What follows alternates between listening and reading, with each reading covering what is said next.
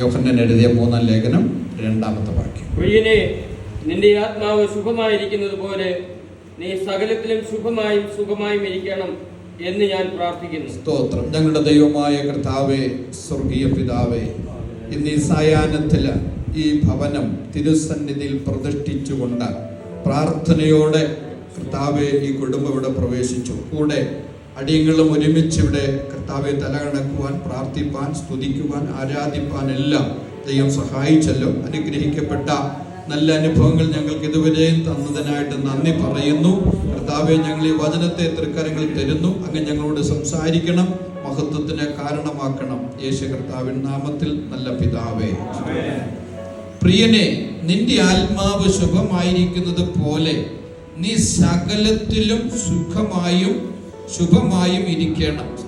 സകലത്തിലും ശുഭമായും സുഖമായും ഇരിക്കണമെന്ന് പ്രാർത്ഥിക്കുന്നു. ഇപ്പോഴത്തെ പ്രാർത്ഥനയല്ല, യുഗങ്ങൾക്ക് മുമ്പുള്ള ഒരു പ്രാർത്ഥനയാണ്. എന്നാൽ ഇന്നും ഈ പ്രാർത്ഥനയ്ക്കൊരു പ്രാധാന്യമുണ്ട്. ഇന്നും ഈ പ്രാർത്ഥന ദൈവത്തിന്റെ സന്നിധിയിലുണ്ട്. ഇന്നും ഈ പ്രാർത്ഥന അനേക വ്യക്തികളെ ശുഭതയിലേക്കും സുഖത്തിലേക്കും നടത്തുന്ന ഒരു അനുഭവം തന്നെയാണ്. നമുക്കതിന്റെ പശ്ചാത്തലം മനസ്സിലാക്കുമ്പോൾ അതേ വിശുദ്ധ യോഹന്നാൻ അപ്പോസ്തലൻ തൻ്റെ ഏറ്റവും അടുത്ത വളരെ സ്നേഹിക്കുന്ന വ്യക്തിയാണ് ഗായോസ്. അപ്പം ഇപ്പോൾ അങ്ങനെ വളരെ അടുത്ത് ഉണ്ടായിരുന്നൊരു കാലം അപ്പോസ്തലൻ യോഹന്നാനും ഗായോസിനും തമ്മിൽ ഉണ്ടായിരുന്നു. എന്നാൽ ചില പ്രത്യേക സാഹചര്യങ്ങൾ നിമിത്തം നമുക്ക് എല്ലാവരും അങ്ങനെയാണല്ലോ, സാഹചര്യങ്ങളെ വളരെ വിദൂരതയിൽ ഇപ്പോൾ ഗായോസ് ആയിരിക്കുന്നു. എന്നാൽ അങ്ങനെ ആ സ്നേഹിക്കുന്ന ഗായോസിനെ കുറിച്ചുള്ള തൻ്റെ ഹൃദയത്തിന്റെ അകത്തളത്തിലുള്ള ഒരു പ്രാർത്ഥന തന്നെ എഴുതി അറിയിക്കുകയാണ് യോഹന്നാൻ ചെയ്യുന്നത്. ആ വിദൂരതയുള്ള യോഹന്നാൻ എങ്ങനെ ആയിരിക്കണമെന്നാണ് തൻ്റെ പ്രാർത്ഥനയും ആഗ്രഹം. പ്രിയനെ, നിന്റെ ആത്മാവ് ശുഭമായിരിക്കുന്നത് പോലെ നീ സകലത്തിലും ശുഭമായും സുഖമായും ഇരിക്കണമെന്ന് ഞാൻ പ്രാർത്ഥിക്കുന്നു. സ്തോത്രം. എത്രയോ കാലങ്ങൾക്ക് മുമ്പുള്ള ഒരു പ്രാർത്ഥനയും വാക്കുകളും. എന്നാൽ എന്നും മനുഷ്യരിൽ തമ്മിലുള്ള ഒരു ആഗ്രഹം ഇത് തന്നെയല്ലേ? ഞാനിവിടെ കഴിഞ്ഞ ദിവസം വന്നു. വളരെ നാളുകൾക്ക് മുമ്പ് കണ്ട ആളുകളുണ്ട്, വളരെ അടുത്ത ദിവസങ്ങളിൽ കണ്ട ആളുകളുണ്ട്, പെട്ടെന്ന് പരിചയപ്പെട്ട ആളുകളുണ്ട്. എന്നാൽ ഇവരൊക്കെ ചോദിച്ചത്, സുഖമാണോ, സുഖമായിട്ടിരിക്കുന്നു, കുഞ്ഞുങ്ങൾ സുഖമാണോ? വളരെ മുമ്പ് കണ്ടവരൊക്കെ നല്ല സുഖമാണല്ലോ, രണ്ടുപേരെയും കണ്ടിട്ട് ഒത്തിരി മാറിയല്ലോ, വളരെ നന്നായിട്ടുണ്ടല്ലോ എന്നൊക്കെ പറഞ്ഞ ആളുകളും ഈ ദിവസങ്ങളിൽ കണ്ടു. അപ്പം ഞാൻ ചിന്തിക്കുന്ന എല്ലാ മനുഷ്യരും അവരുടെ സ്നേഹം കൈമാറാൻ ആഗ്രഹിക്കുന്ന ഒരു കാര്യം സുഖം തന്നെ അല്ലേ? അത് കേൾക്കുന്നതിന് ഒരു സന്തോഷമല്ലേ?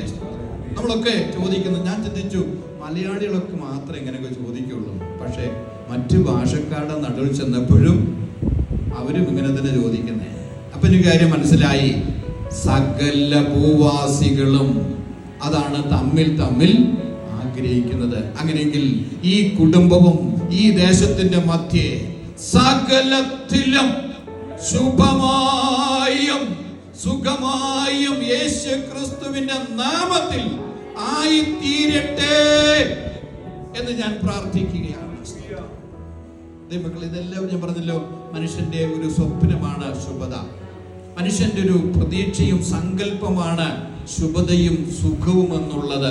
എന്നാൽ പലപ്പോഴും ഇതൊന്നും ജീവിതത്തിൽ നടക്കാറില്ല പലരുടെയും ജീവിതത്തിൽ. പിന്നെ നമ്മൾ ശുഭതയാണെന്ന് കാണുന്ന പലരുടെയും ജീവിതത്തിൽ നമ്മൾ കാണുന്ന പോലുള്ള ശുഭതയൊന്നും അകത്തളങ്ങളിലില്ല. എത്രയോ സമ്പന്ന കുടുംബങ്ങളെ എനിക്കറിയാം. നമ്മുടെ സ്റ്റേറ്റിൽ തന്നെ ഇന്ന് നമ്മുടെ ഭരണത സ്ഥിരാ കേന്ദ്രങ്ങളിലൊക്കെ ഇരിക്കുന്ന ആളുകൾ പ്രശസ്തരാണ്, ശ്രേഷ്ഠരാണ്, ഉന്നതന്മാരാണ്. എന്നാൽ അവരുടെയൊക്കെ അകത്തളങ്ങളിലേക്കും കുടുംബ പശ്ചാത്തലത്തിലേക്കും നോക്കിയാൽ ശുഭതയുണ്ടോ? ഉറങ്ങാൻ പറ്റുന്നവരുണ്ടോ? എനിക്ക് തോന്നുന്നില്ല.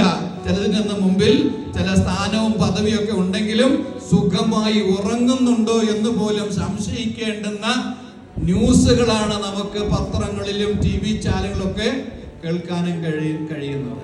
ബന്ധങ്ങൾ ഉണ്ടായതുകൊണ്ട്, വലിയ സമൂഹത്തിന്റെ പിൻബലം ഉണ്ടായതുകൊണ്ട്, പണം ഉണ്ടായതുകൊണ്ട്, വിദ്യാഭ്യാസം ഉണ്ടായതുകൊണ്ട് നല്ല സാമ്പത്തിക ഭദ്രത ഉണ്ടായതുകൊണ്ട് ശുഭതയും സുഖവും ഉണ്ടാകണമെന്നില്ല.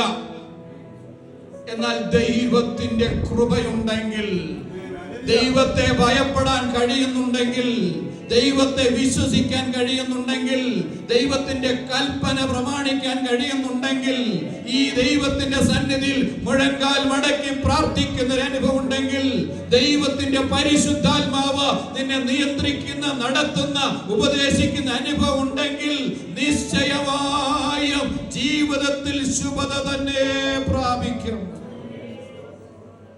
തുടർന്ന് നമ്മൾ ആ ഭാഗം വായിക്കുമ്പോൾ കേവലം ഒരു പ്രാർത്ഥന കൊണ്ട് അദ്ദേഹം ആ ലെറ്റർ അവസാനിപ്പിക്കുന്നില്ല. പിന്നെ താൻ പ്രാർത്ഥിച്ചതുപോലുള്ള ഒരു ശുഭത ഗായോസിന്റെ ജീവിതത്തിൽ കാണണമെന്ന് ആഗ്രഹിച്ച് ചില കാര്യങ്ങൾ തന്നെ എഴുതി ഓർമ്മിപ്പിക്കുകയും പഠിപ്പിക്കുകയും ചെയ്യുന്നത് നമുക്കിവിടെ കാണാൻ കഴിയും. എങ്ങനെയാണ് ഈ സുഖവും ഈ ശുഭതയും പ്രാപിക്കാൻ കഴിയുന്നത്? സ്തോത്രം. ആദ്യം താൻ പറഞ്ഞത് നിന്റെ ആത്മാവ് ശുഭമായിരിക്കുന്നത് പോലെ. സ്തോത്രം. അപ്പം നമുക്കറിയാം, ഈ ഭൂമിയിൽ ശുഭമായിരിക്കുവാൻ നമ്മൾ ഒത്തിരി കാര്യം ചെയ്യുന്നവരാണ്, അല്ലേ? എന്താ ചെയ്യുന്നത്? ഒരു കുഞ്ഞ് ജനിച്ചു കഴിഞ്ഞാൽ മാതാപിതാക്കൾ ചിന്തിക്കുന്ന, അയ്യോ എനിക്കോ നല്ല ഡ്രസ്സ് കിട്ടിയില്ല, നല്ല ഭക്ഷണം കിട്ടിയില്ല, നല്ല വീടില്ല, അല്ലേ? എൻ്റെ കുഞ്ഞുങ്ങൾക്ക് എന്ത് വേണം? അതിനേക്കാൾ മെച്ചപ്പെട്ടത് വേണമെന്ന് ഓർത്തുള്ളൊരു വ്യഗ്രതയിലാണ് എന്ത് ചെയ്യുന്നത്? അവർക്ക് വേണ്ടി കാര്യങ്ങളൊക്കെ ചെയ്യുന്നത്. അതിനുവേണ്ടി നല്ല വിദ്യാഭ്യാസം കൊടുക്കുന്നു, നല്ല ഭക്ഷണം കൊടുക്കുന്നു, നല്ല വസ്ത്രം കൊടുക്കുന്നു, നല്ല നിലയിൽ അവരുടെ കൊണ്ടു നടത്തുന്ന അനുഭവങ്ങളൊക്കെ ഉണ്ട്. ഈ മക്കളെ, ഇതെല്ലാം നമുക്ക് ആവശ്യമാണ്. പണം ആവശ്യമാണ്, നല്ല ജോലി ആവശ്യമാണ്, നല്ല സ്നേഹിതർ ആവശ്യമാണ്, നല്ല ബന്ധങ്ങൾ ആവശ്യമാണ്. എന്നാൽ അതൊന്നുമല്ല നമ്മുടെ ആത്മീക മനുഷ്യന്റെ അതേ ശുഭതയിലേക്ക് നടത്തുന്നത്. സ്തോത്രം. അവിടെ ഇങ്ങനെ വായിക്കുന്നു, പ്രിയരെ, നിന്റെ ആത്മാവ് ശുഭമായിരിക്കുന്നു. അപ്പം ആദ്യം തന്റെ ജീവിതത്തിൽ 2 ശുഭതയാണ് യോഹന്നാൻ തന്നെ ഓർമ്മിപ്പിക്കുന്നത്. ഒന്ന്, തന്റെ ആത്മാവ് ഒരു ശുഭതയിലെത്തണം. മറ്റത്, തന്റെ ജീവിതം, ഈ ഭൂമിയിലുള്ള തന്റെ താൽക്കാലിക ജീവിതം എന്ന് പറയുന്നത് അതൊന്ന് ശുഭമായി കാണണം. സ്തോത്രം. അപ്പം ലോകത്തിൽ എല്ലാവരും ഇഷ്ടപ്പെടുന്നത് ഈ ഭൂമിയിലെ ശുഭതയാണ്. ഞാൻ പറഞ്ഞില്ല, കഴിഞ്ഞ ദിവസം എന്നെ കണ്ടപ്പോൾ ആണ്ടുപേര് വളരെ മാറിപ്പോയി, വളരെ അങ്ങനെയാണ് ഇങ്ങനെയാണെന്നൊക്കെ പറഞ്ഞ് പുറത്തൊക്കെ തട്ടി ഭയങ്കര സംഭവമായിരുന്നു. പക്ഷെ ദൈവങ്ങൾ അതുകൊണ്ടൊന്നും അല്ല നമ്മുടെ ശുഭത.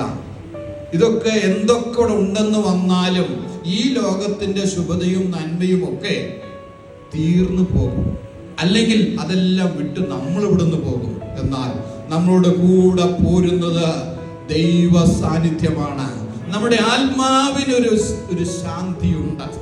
നമ്മുടെ കർത്താവ് യേശുക്രിസ്തു ഇങ്ങനെ പറഞ്ഞു, എന്റെ മുഖം ഏറ്റുകൊണ്ട് എന്നോട് പഠിപ്പിൻ, എന്നാൽ നിങ്ങളുടെ ആത്മാക്കൾക്കും ആശ്വാസം കണ്ടെത്തും.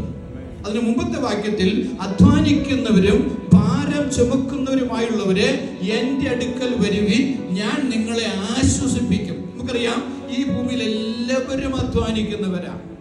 ഇവരുടെ സമ്പത്തുള്ളവർ കുറെ കൂടെ കൂടുതൽ നമ്മളെക്കാൾ അധ്വാനിക്കുന്നവരാ. പല സമ്പന്നന്മാരെ എനിക്കറിയാം 4 മണിക്കൂറൊക്കെ ഉറങ്ങുന്നുള്ളൂ. അപ്പം ഞാൻ ചിന്തിച്ചു, ജനങ്ങൾ എത്ര മെച്ചം ഞാനാ. ചിലപ്പോൾ ഞാൻ 8 മണിക്കൂറൊക്കെ ഉറങ്ങും, ചിലപ്പോൾ ഞാൻ 2 മണിക്കൂർ ഉറങ്ങുന്ന ദിവസമുണ്ട്. എന്നാൽ മിക്ക സമ്പന്നരും ഉറങ്ങുന്നില്ല. കാരണം അവരുടെ സമ്പത്ത് ക്രമപ്പെടുത്താൻ വേണ്ടിയിട്ടുള്ള വ്യഗ്രതയാണ്. സ്തോത്രം. സമ്പത്തല്ല ദൈവമക്കളെ നമ്മുടെ പ്രാധാന്യം. സ്തോത്രം. അപ്പം എന്താണ്? അധ്വാനിക്കുന്നു. എന്തിനാണ് അധ്വാനിക്കുന്നത്? സമ്പത്ത് വർദ്ധിപ്പിക്കാൻ തന്നെയാണ്, അല്ലേ? തന്നെയല്ല വചനം പറയുന്നതാണ്, അങ്ങനെ ചെയ്യാത്തവനെ മടിയനെന്നാ പറയുന്നത്. ഉറുമ്പിന്റെ അടുക്കലേക്ക് വിട്ട് ബുദ്ധി പഠിക്കണം എന്നാ പറയുന്നത്.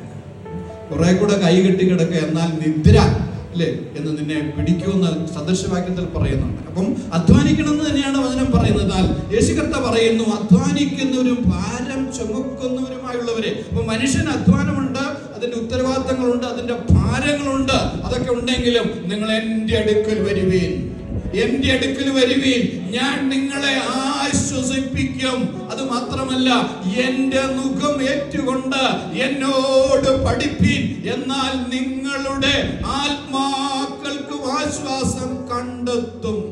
അപ്പൊ ഏറ്റവും വലിയ ശുഭത നമ്മുടെ ആത്മാവിനുള്ള ആശ്വാസം കണ്ടെത്തലാണ്. ഇത് സകല മനുഷ്യരും അംഗീകരിക്കുന്ന ഒരു കാര്യമാണ്. അതുകൊണ്ടാണല്ലോ നമ്മൾ ഈ മരിച്ചു കഴിഞ്ഞാലുള്ള അനന്തര കർമ്മങ്ങൾ ചെയ്യുന്നത്, അല്ലേ? അതെല്ലാവരും ചെയ്യുന്നുണ്ട്. എന്താ കാരണം? ആത്മാവിനൊരു ശുഭത ഉണ്ടാകണം. ആത്മാവിനൊരു ശാന്തി കിട്ടണം. ദൈവമക്കളെ, മരിച്ചു കഴിഞ്ഞിട്ടല്ല ശാന്തിക്ക് വേണ്ടി പ്രവർത്തിക്കേണ്ടത്, ജീവനോടിരിക്കുമ്പോഴാണ്. ജീവനോടിരിക്കുന്ന പറയുമ്പോൾ ശ്വാസം പോകുന്നതിന് തൊട്ട് മുമ്പല്ല. എപ്പോഴാ? നല്ല സുബോധമുള്ളപ്പോൾ, നല്ല ആരോഗ്യമുള്ളപ്പോൾ, നല്ല പ്രാപ്തിയുള്ളപ്പോൾ, നല്ല കഴിവുള്ളപ്പോഴാണ് നമ്മളത് ചെയ്യേണ്ടത്. അപ്പൊ നമുക്ക് നിത്യതയിൽ വലിയ പ്രതിഫലം ഉണ്ടാകും. ലാസ്റ്റ് വയസ്സാകുമ്പോൾ ജ്ഞാനപ്പെട്ട ഒരു കാര്യവുമില്ല. അപ്പം നമ്മുടെ ആത്മാവിന്റെ ശാന്തി നാം പ്രാപിക്കാൻ പെട്ടെന്ന് പറഞ്ഞു പോകട്ടെ. ഇവിടുത്തെ രണ്ടാമതാൻ പറയുന്നത് അതെങ്ങനെ സാധ്യമായി തീരും? 3-ാം വാക്യം, സഹോദരന്മാർ വന്ന് നീ സത്യത്തിൽ നടക്കുന്നു എന്ന് നിന്റെ സത്യത്തിന് സാക്ഷ്യം പറയുകയാൽ ഞാൻ അത്യന്തം സന്തോഷിച്ചു. വീണ്ടും, എന്റെ മക്കൾ സത്യത്തിൽ നടക്കുന്നു എന്ന് കേൾക്കുന്നതിനേക്കാൾ വലിയ സന്തോഷം എനിക്കില്ല. അപ്പോൾ ശുഭത പ്രാപിക്കാൻ യോഹന്നാൻ കൊടുക്കുന്ന നിർദ്ദേശം എന്താണ്? അവിടെ സംബോധന ചെയ്യുന്നു, പ്രിയനേ, എന്താണ്? നീ സത്യത്തിൽ നടക്കണം. അപ്പൊ നമ്മുടെ നടക്കുക എന്ന് പറയുന്നത് എന്താണ്? നമ്മുടെ ജീവിതമാണ് അർത്ഥമാക്കുന്നത്. നമ്മൾ ശുഭത, പ്രിയനെ നിന്റെ ആത്മാവ് ശുഭമായിരിക്കുന്ന സകലത്തിലും ശുഭമായിരിക്കണമെങ്കിൽ നീ സത്യത്തിൽ നടക്കണം എന്ന പ്രാർത്ഥനയുണ്ട്. അപ്പോൾ തന്നെ മറ്റു ചിലർ വന്ന് തന്നെ കുറിച്ച് ചോദിക്കുമ്പോൾ, ഗായോസ് ഉള്ള സ്ഥലത്ത് നിന്ന് യോഹന്നാന്റെ അടുക്കലേക്ക് ആരോ വന്നു. അപ്പൊ ചോദിച്ചു, സഹോദരന്മാരെ, നമ്മുടെ ഗായോസ് എങ്ങനെയുണ്ട് അവിടെ? നമ്മളൊക്കെ ചോദിക്കാൻ ചോദ്യത്തിന് അല്ലേ? നമ്മളെ പരിചയമുള്ള ആരെങ്കിലും ഒക്കെ ബോംബെയിലോ ഡൽഹിയിലോ അല്ലെങ്കിൽ ഗൾഫിലോ ഒക്കെ ഉണ്ടെങ്കിൽ നമ്മുടെ പരിചയമുള്ളവരൊക്കെ വന്ന് ചെയ്യും, ഞങ്ങളുടെ സഹോദരൻ കണ്ടോ, അവിടെ കണ്ടോ, പുള്ളി എങ്ങനെ ഉണ്ട്? രണ്ടു രീതി ചോദിക്കുന്ന ആൾക്കാരുണ്ട്. അതപ്പതിച്ചോ, പുള്ളി ആ കൂടെ പോയോ, അല്ലെങ്കിൽ വല്ല പച്ചയെ പിടിച്ചോ എന്ന് അറിയാൻ വേണ്ടി ചോദിക്കുന്ന ആൾക്കാരുണ്ട്.